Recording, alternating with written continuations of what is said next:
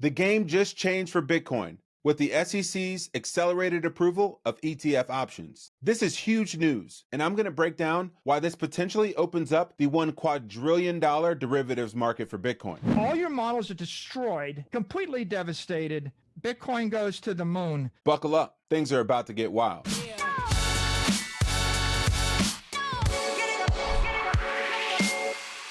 What's up, everybody? This is Dante Cook with Bitcoin Simply, helping you understand macro and markets in a simple way. This one's going to be fire today. So if you haven't already subscribed, do so you won't miss other episodes like this as soon as they drop. Let's get into today's episode. Bitcoin haters are more upset than Devin Singletary fantasy owners when he ran all the way down to the 1 yard line and slid instead of scoring a touchdown on Sunday versus the Browns. Peter Shifties and all of the Main Street haters who said Bitcoin's a Ponzi scheme and is going to zero are now going to have to deal with the fact that it's not going away. Bitcoin is becoming too big to fail, like our financial institutions. Like the Batman sign in the sky, on September 20th of last week, Bitcoin flashed a sign to the rest of the world that America is serious about continuing to be the financial innovator in the global economy. And it's clear that Bitcoin is going to play an important role in maintaining that future. Rumors started circulating last week that the Bank of New York Mellon and other banks are going to be able to custody Bitcoin, when we thought that that would not be the case with the SAB 121 ruling. And on that same day, this announcement also dropped. The SEC granted the accelerated approval of listings for options for the IBIT products, Blackrock's ETF, which so far has been the best performing asset in the history of Wall Street ETF launches. Jeff Park from Bitwise says about the ETF options that we are on the verge of witnessing the most extraordinary upside of volatility in financial history. And I agree with him. Collectively, the ETFs have added about $20 billion in assets under management just this year alone, with IBIT, BlackRock's product, being the gorilla in the room at twice as big as the next closest competitor in Fidelity, with FBTC. On January 11th, institutional buyers like hedge funds and pension funds began to have access to Bitcoin in a way that they never could before. They had a regulated, familiar way that they can get in on the action. It opened the floodgates to institutional capital that otherwise wouldn't have been able to flood into the Bitcoin market. And now, similarly, options add a whole new level of buyers and sophistication to the Bitcoin market that we haven't seen before.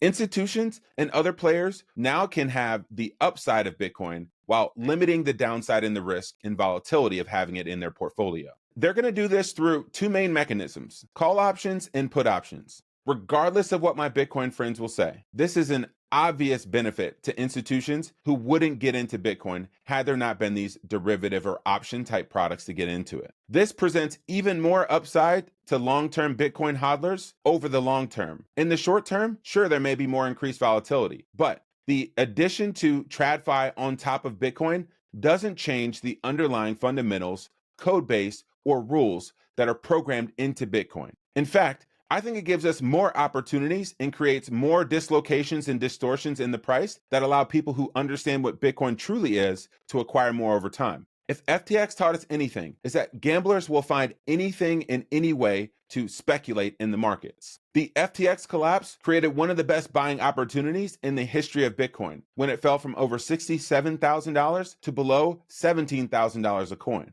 It'll just be done in a legally regulated way within the TradFi industry instead of outside of it. And they'll be able to capture all of the gains and upsides of the crypto industry that they otherwise couldn't do. Let me give you a few reasons why these are massively bullish catalysts for Bitcoin. Number one, this further solidifies Bitcoin's dominance over other crypto assets. Somehow, people have put up with a grown man dancing and singing on stage once or twice a year for the last 5 years in the name of earning yield. I don't know how people can believe that ETH or any of these other cryptos are serious asset classes that people wearing suits on Wall Street would actually invest into. But here we are. In the short term, the market is a voting machine.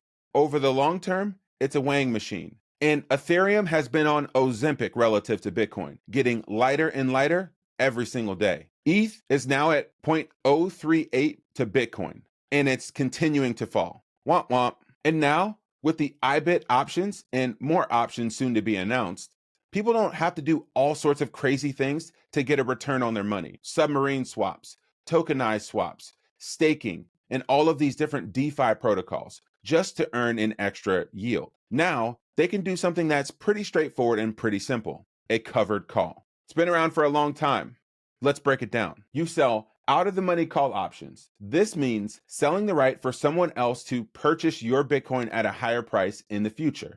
You receive a payment, what's called a premium, for selling this option. If Bitcoin's price doesn't reach that high level, you get to keep your Bitcoin and the premium or the yield. If Bitcoin's price skyrockets past your call option price, then you might have to sell at that price. But remember, you're still profiting, just not as much as you would have if you would have simply held. Because some investors are looking for guaranteed income over maximizing their returns. So, a typical covered call strategy is going to have an investor who's looking for income generation, and they have a willingness to limit their upside. One of the main trade-offs that you have in this whole thing is that you have capped gains. You can't capture all of the upside of Bitcoin in the event that it does take off.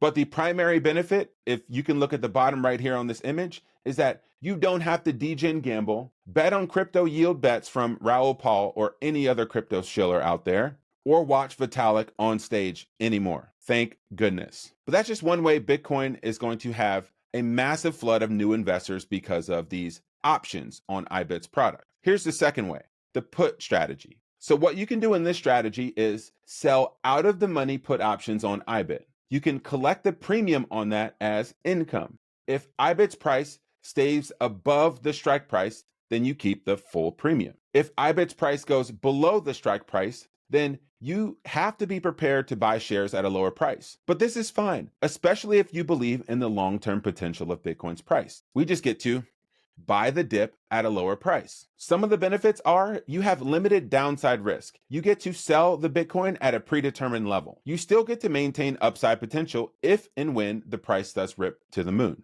Third, you have lots of flexibility in options in that you can choose different strike prices at different dates at different times in the future to hedge your bets based upon your outlook and what you see in the market. And finally, instead of selling your Bitcoin at the tops, what most traders and institutions do, but not hodlers like you and me, they can use put options instead of liquidating their Bitcoin position altogether. The people who are probably going to leverage these sorts of tactics the most are Bitcoin miners, who now have the ability to cap their downside risk with more liquid products than they do at some of the OTC desks and market makers that are out there now. Now we'll have the benefit of having billions of dollars in assets under management and more readily available data in these liquid options markets on IBIT. So when the price is crashing, they don't have to be forced to liquidate all of their Bitcoin. They can plan for it and get fixed returns or cap their downside risk. And also, when Bitcoin is running up, they can continue to hold shares or they can earn income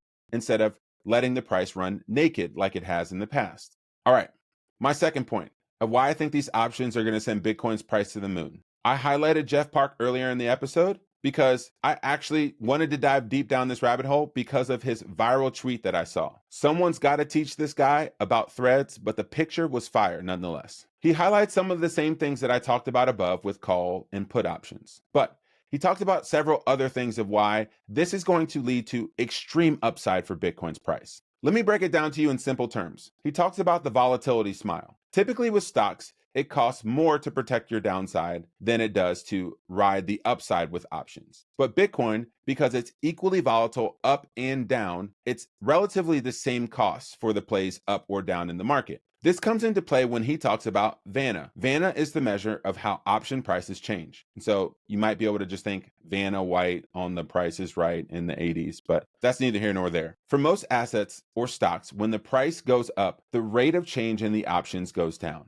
But in Bitcoin, it's the exact opposite. They actually accelerate. When the price goes up, this causes the options to become more valuable, faster than normal. The dealers who sold these options or who were trying to short Bitcoin need to buy Bitcoin in order to cover their positions. This is what people typically call a short squeeze. This buying pushes the price even higher, and the cycle repeats as you bump up to different walls of liquidity. I call this the rocket effect. But unlike a rocket, when it gets higher, Bitcoin's price actually becomes more powerful and more explosive with even more fuel. That's why people like Tom Lee from Fundstrat say you don't want to miss the top 10 days in Bitcoin. Timing Bitcoin is not as valuable as time in Bitcoin. because if you missed the top 10 days or one of the top days overall, you missed the majority of the returns that you can get from Bitcoin. Volatility is not a bug, it's a feature, and it's a good thing for your portfolio. Let me get to my last point and kill two birds with one stone.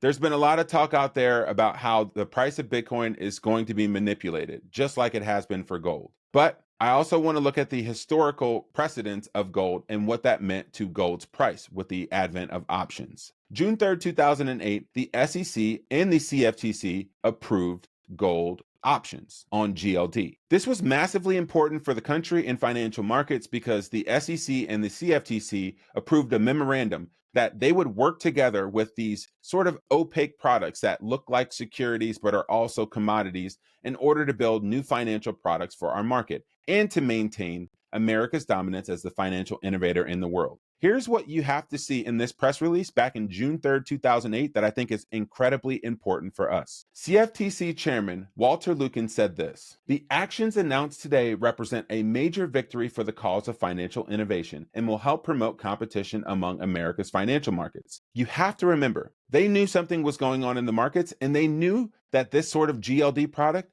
would be one of the products to stimulate profits and growth in the financial sector, even if the overall economy was going down. And it also sent a signal to the rest of the world. We in America have open markets and will continue to innovate regardless of all of the different things that are going on. That's why financial services are our number one export. Months later, we had the great financial crisis. And if you guys have watched other videos that I've talked about in the past, I believe that we are in a recession right now, and those things are not off the table, despite all the rosy comments out there. But from that day when they made the announcement, gold rose from $895 an ounce up to all-time highs today of $2,650 an ounce. But get this, gold ETFs only account for about 1% of gold's total market cap of about $18 trillion. And that took 22 years to get to. But Bitcoin, in just 10 months, their ETFs own about 5% of the total market cap of Bitcoin, meaning that action and opportunities created from the ETF markets severely drive outperformance in the price of Bitcoin. That's why you've seen such a massive rally heading into this year and earlier this year because of the Bitcoin ETFs being approved in general. This is why people call Bitcoin digital gold and believe it will far outpass the market cap of gold. I do believe that gold has been manipulated. That's because it's been centralized by the central banks. It's notoriously hard to store and hard to secure, and it's difficult to verify the actual amount mined and the overall supply in the world at any given moment of time. This is exactly what Jack Mallers pointed out in his latest debate with Peter Schiff on why gold failed as the global monetary reserve currency. The real problem with gold is that, unfortunately, it has to centralize. The problem is that gold can't achieve transaction finality without the help of a government or a central party, meaning that when gold was operating in a local economy, and you can exchange the physical coins with your direct counterpart for your butcher, your local tailor, your grocer, whoever you were exchanging with, gold was great. When the world needed to scale an economy and the velocity of money larger than your local economy, gold failed us. Gold failed us because gold is just a bare physical metal. It does not carry a monetary network. What's the gold network? The gold network are human beings. And when you're trying to transact in an economy of billions of people globally, you are reliant on central parties, banks, governments. And it was for that reason that gold failed. And it failed in a way that you can't operate a truly free market when the concentrated supply is with those that you have to trust. And so that's fundamentally what Bitcoin solved, is that you are able to create a scarce bearer instrument and a network that can achieve finality in transactional settlement without the reliance on any government or central party. So that, I think, is extremely, that's really the core issue of why gold's been demonetized since. Bitcoin is superior to gold because you can always audit the supply of Bitcoin, which we know is fixed at 21 million. It's decentralized in a way that governments cannot control, and it's a globally native protocol that anyone everywhere can use. So to quote Jeff Park one more time, the Bitcoin ETF options market is the first time in the financial world we will see regulated leverage on a perpetual commodity that is truly supply constrained. Get that through your brain. This isn't like gold, where they can make more of it, or they can manipulate it, or lie about the amount that's in circulation at any given moment in time. This is why Saylor says Bitcoin is digital gold and 100x better. And it's funny, the things that used to be prophecies or science fiction are now becoming science fact. When the banks normalize it and you can draw a $100 million credit line at 100 basis points from an FDIC insured bank, at that point, we are going to blow through the market cap of gold by a factor of 10x. If you want to win in the 21st century, it's clear to see that Bitcoin is the best risk-adjusted asset in the game right now. It has proof of performance, outperforming every other asset class 11 out of the last 14 years, and there's also proof of narrative, and not to mention proof of work, with people like me who've been telling you that this thing is something you should pay attention to. Don't miss out on what options mean for this market. It's bigger than you think. If you'd like to learn more about how Bitcoin works and want to navigate topics like these along your Bitcoin journey, head to joincolumbus.com. And with that, we're signing off for today. Don't miss what options mean to Bitcoin and why it could send Bitcoin's price to the moon. Subscribe for more fire content like this. This is Dante Cook with Bitcoin Simply. Happy stacking.